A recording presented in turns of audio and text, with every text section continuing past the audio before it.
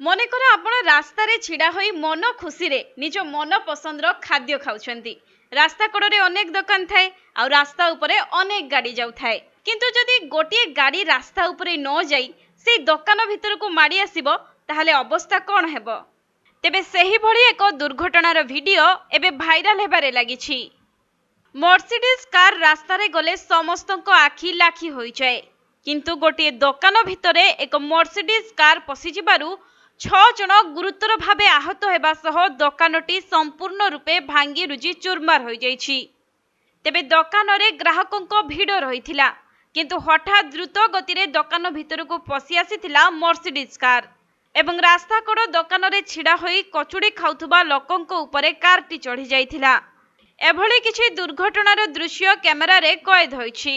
ତେବେ ଏହି ଦୁର୍ଘଟଣା ଘଟିଛି ଦିଲ୍ଲୀର ସିଭିଲ ଲାଇନ୍ ଅଞ୍ଚଳରେ।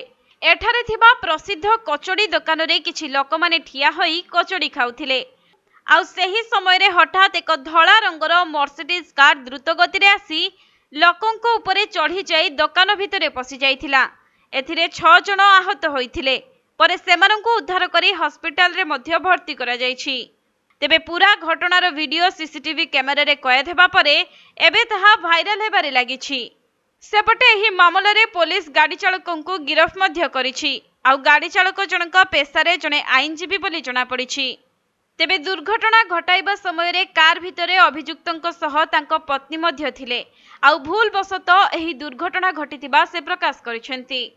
ଅନ୍ୟପଟେ ପୋଲିସ ତଦନ୍ତରୁ ଜଣାପଡ଼ିଛି ଯେ ଗାଡ଼ି ଚଳାଇବା ସମୟରେ ସେ ନିଶାସକ୍ତ ଅବସ୍ଥାରେ ନଥିଲେ, ତଥାପି ତାଙ୍କର ରକ୍ତ ନମୁନା ପରୀକ୍ଷା ପାଇଁ ପଠାଯାଇଛି ଏବଂ ଦୁର୍ଘଟଣା ଘଟାଇଥିବା କାରକୁ ଜବତ କରି ପୋଲିସ ତଦନ୍ତ ଜାରି ରଖିଥିବା ସୂଚନା ରହିଛି।